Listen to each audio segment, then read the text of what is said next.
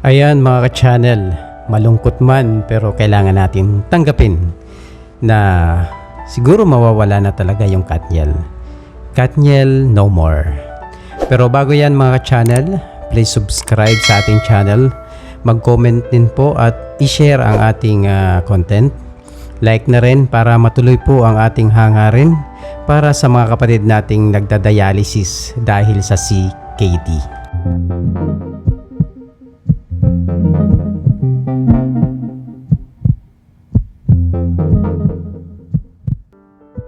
Matagal nating nasaksihan at nasundan ang tambalang Catherine Bernardo at Daniel Padilla. Lahat ng pinagdaanan ng dalawa na akala natin di sila bibitaw sa isa't isa, di ba? Pero ginulantang tayo na mismo si Catherine ang nagsabi na wala na sila ni Daniel. Di man malinaw ang dahilan ng hiwalayan pero totoong wala na sila.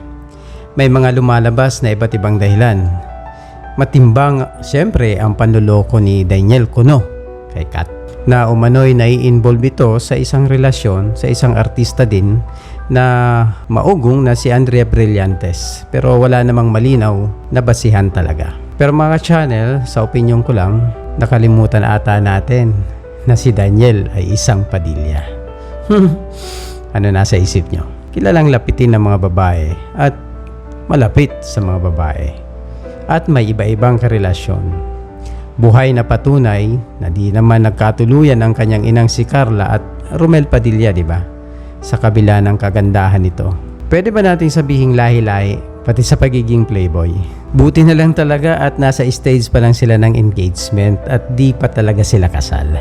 At sa loob ng halos 12 years, walang nangyaring buntisan. Pinapakita lamang nito na may respeto sila sa isa't isa, lalo na si Daniel kay Kat. May hating opinyon at pananaw tayong mga fans sa nangyaring ito.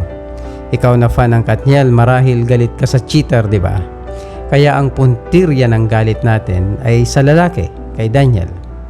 At syempre, kapag cheating na, lalo lalaki gumawa, no reason at all.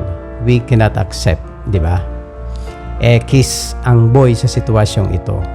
Wala, laglag at pagtutulungan. Meron na nga lumabas na kwento na naging punot dulo ng hiwalayang ito. Na si Daniel daw ay gasili lang ang kanyang wag naman sanang ganun, below the belt na atake para sa isang lalaki yon. Naalala nyo nung makipag-break din si Andrea Brillantes sa kanyang basketball player na boyfriend? Ganun din lumabas na issue, di ba? Paano yan pag mag-retaliate ang mga lalaki after ng hiwalayan? So babalikan yung babae, di ba? Sabihing melon amoy, yung gintong butil, di ba di rin maganda para sa babae. Kaya sana stop na yung mga ganon, no? Below the belt na mga atake natin. Well mga ka-channel, bilang fan, nagulat din lang ako ng sumandali lang.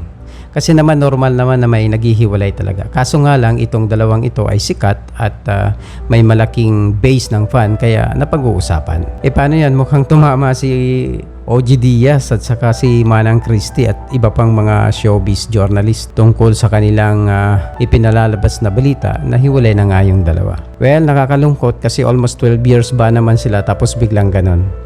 Time flies and the change is constant. Nagbabago talaga ang lahat. Sana di lumala na pati ang mga pamilya nila ay magkasira. Sayang naman, matagal nilang pinagsamahan, di ba mga ka-channel?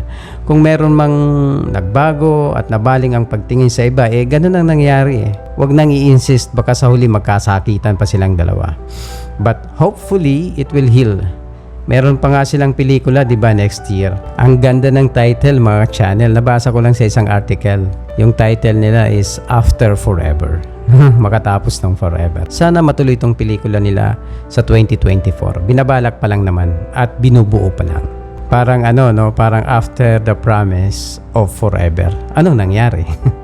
Ang masasabi ko lang mga channel, let Katniel be always there sa mga puso natin.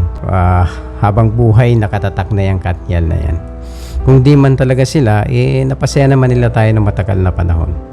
Enough na siguro na hayaan na lang muna natin sila sa journey ng love life nila. Yun nga lang, may makikinabang sa hiwalayang ito na maaaring isa sa kanila pero meron din madidihado since ang judgment ng mga tao ay nakapalibot minsan sa isang tao lang nagiging bias, doon na itatapon lahat ng sisi. Para sa akin, kapwa nila binuo ang pagmamahalang ito.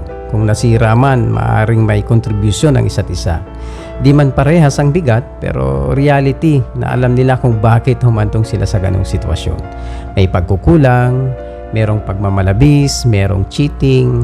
So sila ang dalawa lang ang nakakaalam. Well, mga ka-channel, let's wait and see pa din. Magkakasama pa din naman yan, di ba? Lahat ng bagay ay may katapusan at may kapahingahan.